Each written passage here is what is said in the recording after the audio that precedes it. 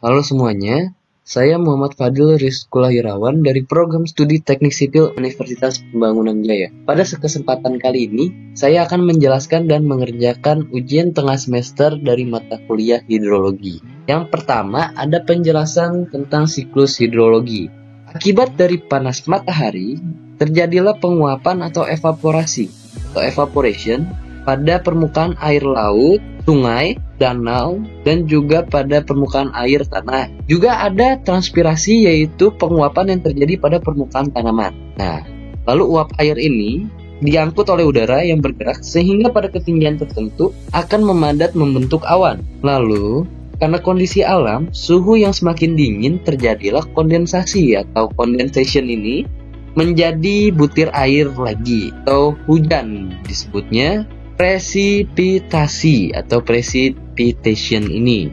Nah, air hujan yang jatuh di atas permukaan tanah akan mengalir sebagai aliran permukaan yang biasa disebut dengan overland flow atau surface runoff. Nah, air yang lainnya akan meresap ke dalam tanah disebut sebagai infiltrasi atau infiltration.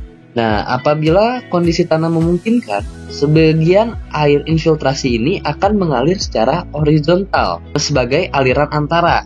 Nah, horizontal, jadi dia mengalir secara horizontal ke sungai atau ke laut.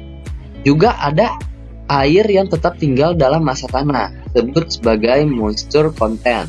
Nah, sisanya juga ada yang mengalir secara vertikal yang disebut dengan perkolasi atau percolation. Nah, di sini ada rock deep percolation. Lalu, air yang akhirnya mencapai dalam tanah atau air tanah disebut groundwater flow. Nih, ada groundwater flow. Di sini juga ada air yang meresap ke dalam perpohonan, disebut dengan intersepsi. Lalu, sebagian air dalam tanah itu bisa muncul kembali yang disebut dengan eksfiltrasi. Jadi dia muncul kembali ke permukaan tanah, air dalam tanahnya tadi.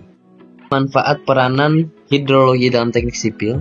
Yang pertama, dapat memperkirakan besarnya banjir akibat hujan yang deras sehingga dapat direncanakan bangunan untuk mengendalikannya, seperti tanggul banjir, saluran drainase, ataupun gorong-gorong dan lain sebagainya. Lalu ada yang kedua, dapat memperkirakan jumlah air yang dibutuhkan tanaman sehingga dapat direncanakan bangunan untuk melayani kebutuhan masyarakat, seperti aliran air ini yang pada daerah pertanian.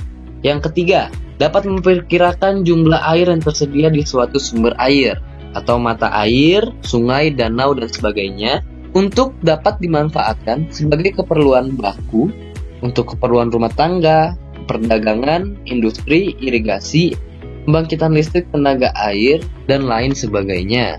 Yang kedua, ada jumlah optimum stasiun hujan dengan metode GARC-SK tahun 1982. Nah, di sini diberikan hujan rata tahunan P adalah 1210 mm, 3120, 2210, 1120, 900, dan 2210 mm dengan kesalahan yang diizinkan E-nya adalah 10%. Nah, langsung aja kita cari jumlah optimum stasiun hujannya.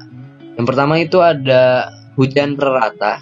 Dari setiap stasiun ini kita jumlahkan lalu dibagi dengan jumlah stasiunnya. Didapatkan 1795 mm.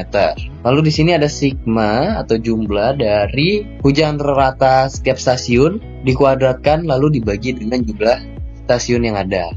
Kita dapatkan di sini 3.800.038.516,67. Nah, di sini ada standar deviasi. Standar deviasi rumusnya ini, kita langsung masukkan saja. N itu adalah jumlah stasiunnya kan. 6 per N-15.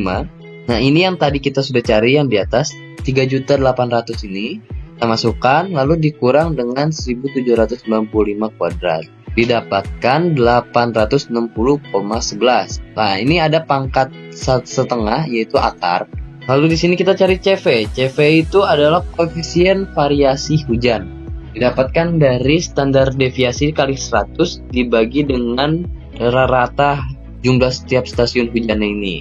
Nah, kita dapatkan adalah 47,917. Nah, kita cari jumlah optimum stasiun hujannya berapa? Adalah N besar. N besar ini adalah CV per E kuadrat. Nah, kita dapatkan adalah 23. Jadi dibutuhkan 23 stasiun hujan. Sehingga masih diperlukan 17 stasiun hujan lagi. Karena yang baru ada cuman ada 6 stasiun hujan. Lalu ada nomor 3 adalah alat pengukur hujan otomatis. Di sini diberikan data daerah aliran sungai seluas dengan 5 hektar dengan sketsa data grafik seperti ini. Nah, di sini adalah waktu 4, pukul 4, pukul 5, pukul 6, pukul 7, dan di sini adalah curah hujannya. Nah, langsung kita kerjakan. Yang pertama kita mencari intensitas hujan setiap jamnya. Pada pukul 4 sampai 5, tinggi hujan itu adalah 0 mm. Pada 5 sampai 6, tinggi hujannya 2 mm. Nah, dari sini kita lihat ya, dari 5 sampai 6 itu naik 2. Lalu di sini ada 6 sampai 7 0, 7 sampai 8 itu 6 tinggi hujannya. Kenapa bisa 6? Karena dari sini 7 sampai 8 naik adalah 6. Nah, naiknya 6, jadi tinggi hujannya adalah 6 dengan lamanya adalah 1 jam. Jadi dari pukul 4 sampai 5 ya sejam, 5 sampai 6 sejam. Sehingga didapatkan tinggi hujan total adalah 46 mm dan intensitas maksimumnya adalah 14 mm per jam. Lalu di sini ada hiatograf hujan yang bisa didapatkan dari nilai intensitas hujan dengan waktu hujan.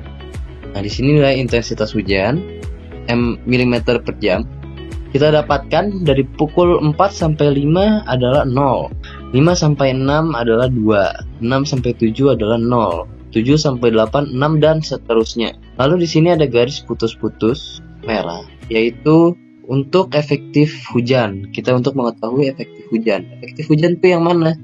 Yang di atas garis ini, yaitu pada intensitas hujan yang 14, 10 dan 8. Lalu di sini tebal hujan efektif. Bagaimana sih cara nyarinya? Nah, di sini kasih tahu kalau besar kehilangan air rata-rata adalah 7,21 mm per jam.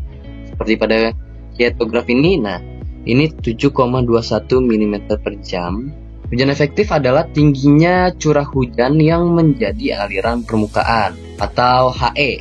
HE bisa didapatkan dari menghitung nilai tinggi hujan yang melebihi garis kehilangan air rata-rata.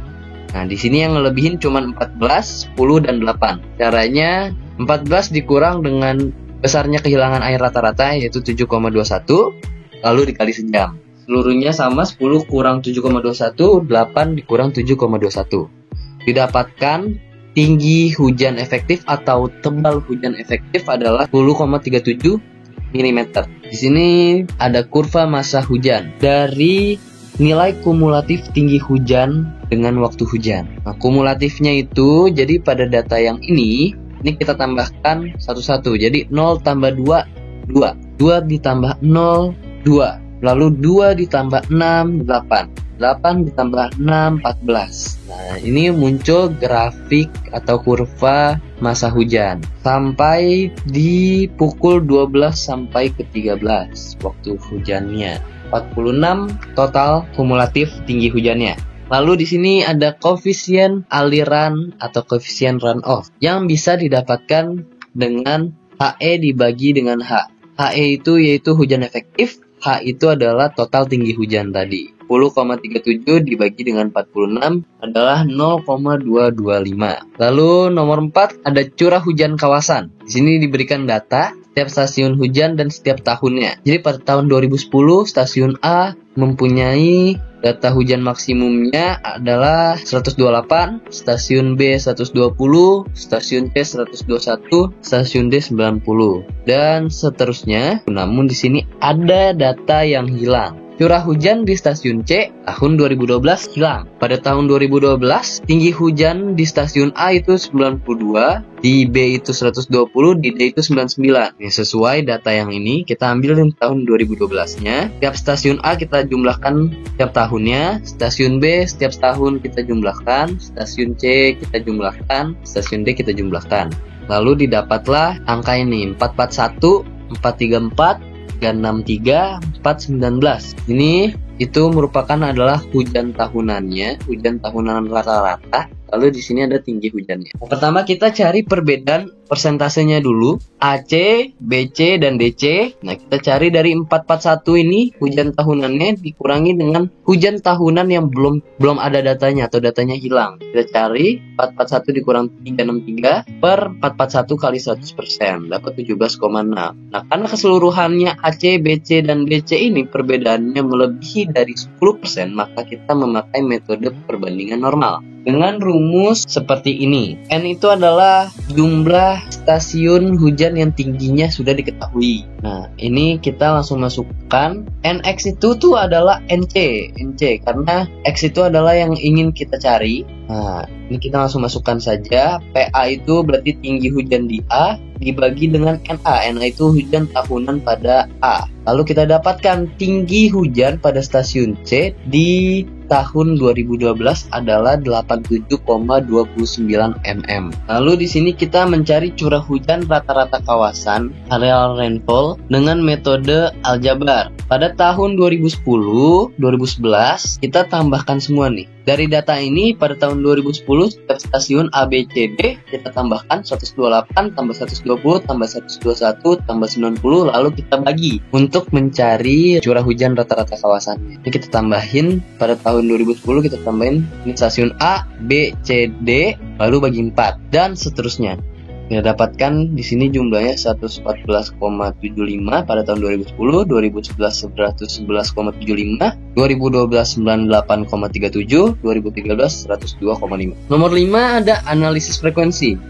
Hujan rencana merupakan kemungkinan tinggi hujan yang terjadi dalam kala ulang tertentu sebagai hasil dari suatu rangkaian analisis hidrologi yang biasa disebut dengan analisis frekuensi. Jadi analisis frekuensi bisa dikatakan merupakan kegiatan memperoleh kemungkinan atau probabilitas, kemungkinan ini atau probabilitas dari suatu peristiwa hidrologi dalam bentuk debit atau curah hujan rencana ini yang berfungsi sebagai dasar perhitungan perencanaan hidrologi untuk antisipasi setiap kemungkinan yang akan terjadi. Ini bisa didapatkan, jadi analisis frekuensi kan dari curah hujan kawasan, kita menganalisis dan hasilnya itu adalah curah hujan rencananya. Di sini tujuan analisis frekuensi adalah mencari hubungan antara besarnya kejadian ekstrim terhadap frekuensi kejadian dengan menggunakan distribusi probabilitas atau kemungkinan. Nah, di sini juga ada manfaat analisis frekuensi, yaitu memperhitungkan kapasitas bangunan, saluran drainase, irigasi, bendungan, dan bangunan air lainnya. Lalu di sini dapat memperkirakan besarnya kerusakan yang ditimbulkan oleh debit banjir, lalu dapat memperhitungkan ekonomi proyek, lalu dapat menduga kala ulang atau memperkirakan kala ulang curah hujan. Sekian dari saya, Fadil. Terima kasih untuk perhatiannya.